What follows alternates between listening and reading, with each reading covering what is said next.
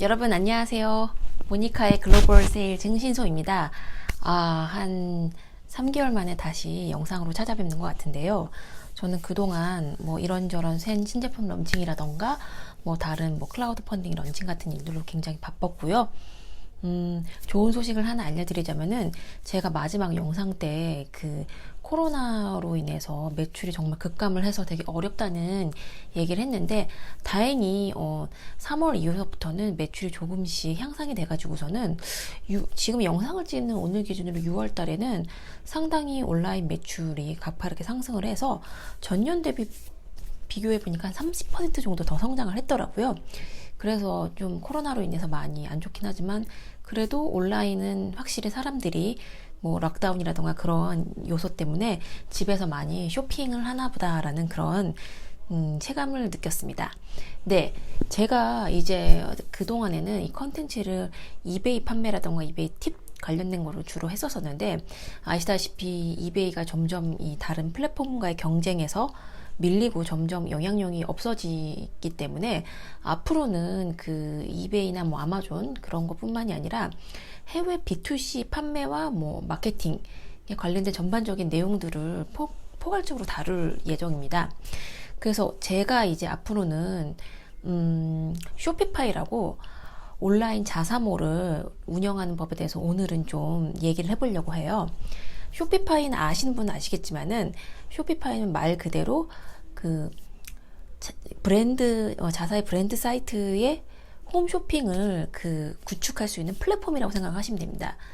우리가 예를 들어서 소규모 개인 셀러라던가 회사 입장에서 만약에 홈페이지를 구축을 한다고 하면은 개발자, 디자인, 그리고 뭐 코딩이라던가 이런 여러 뭐 HTML이라던가 그런 랭귀지를 알아야 될 텐데 사실 그런 백그라운드가 없는 상태에서는 홈페이지를 개발하거나 운영하거나 쇼핑몰을 개발하기 굉장히 힘듭니다. 비용은 많이 들고.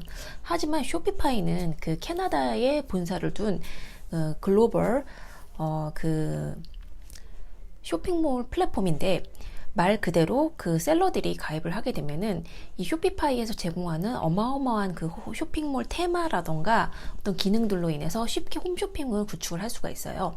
말씀드렸다시피 첫 번째로 가장 큰 장점이 그 구축이 굉장히 용이하다는 건데요. 뭐 개발자들이 필요 없이 쇼피파이에서 내가 구축하고자 하는 팀이라고 테마를 선정을 하면 그 테마에 맞게끔 손쉽게 상품 리스팅을 제작을 해서 판매를 할 수 있는 그런 장점이 있습니다. 네, 쇼피파이 장점 두 번째로는 제가 이거는 확실히 장점이라고 느낀 거는 다른 아마존, 이베이 등의 플랫폼보다 수수료가 덜 나갑니다. 예를 들면은 제가 지난번에도 한번 다룬 적이 있는데 셀러 입장에서는 같은 제품을 뭐 아마존, 이베이 같은 그냥 온라인 전자상거래 예를 들어 이런 시장이라고 치면은 거기랑 쇼피파이 같은 자신의 브랜드 이커머스 쪽에 판다고 했을 때 아마존 같은 경우에는 그 판매 시에 그 판매 수수료 플러스 FBA 수수료가 또 같이 듭니다. 그럴 때의 경우에는 토탈에서는 수수료가 뭐 20에서 많게는 30에서 풍문 50%까지 나오는 경우가 있더라고요. 그래서 예를 들어서 제품이 무겁고 부피가 크고 판매가가 낮은 경우에는 셀러로서는 그 아마존 수수료 부담이 굉장히 큽니다. 저는 15불짜리 제품이 아마존 그 토탈 수수료가 7불 정도 나가는 것도 봤어요. 그렇기 때문에 셀러 입장에서 수수료 빼고 뭐 원가 분석을 하게 되면 사실 남는 게 많이 없는 제품들도 있죠. 그러나 쇼피파이 같은 경우에는 월 29불이라는 그 기본적인 베이직 피를 내게 된다면은 그 임대료 비슷한 거죠. 그걸 내고 그리고 상품이 하나 판매될 때마다 수수료가 1불이 들지 않습니다. 거기 플러스 어차피 한국 셀러들한테는 결제가 페이팔밖에 안 되니까 페이팔 수수료 약 4% 정도를 치면은 쇼피파이 수수료는 대략 한 상품 판매가의 5% 정도로 계산하시면 돼요. 그럼 앞서 비교했던 뭐 아마존, 이베이 등의 기본 뭐 15에서 많게는 35%, 품목마다 50%까지 나가는 수수료에 비하면 훨씬 수수료가 저렴한 거죠. 얘가 수수료 면에서 훨씬 더 저렴하기 때문에 셀러분들 입장에서는 마진을 조금 더 낼 수 있죠.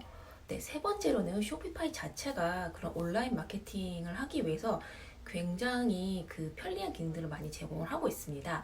뭐 예를 들면은 SEO부터 해가지고서는 어떤 SNS 광고를 돌리기 위한 그런 기능들, 그리고 그 외에 어떤 고객 관리라던가 어떤 그 웹사이트의 프로모션을 진행할 수 있게 대한 부가적인 기능들을 앱을 통해서 많이 제공하고 있거든요. 그렇기 때문에 셀러들은 이런 것들을 진행하기 위해 쇼피파이 어떤 부가 서비스를 통해서 쉽게 프로모션이나 뭐 광고, 온라인 마케팅을 진행을 할 수가 있습니다.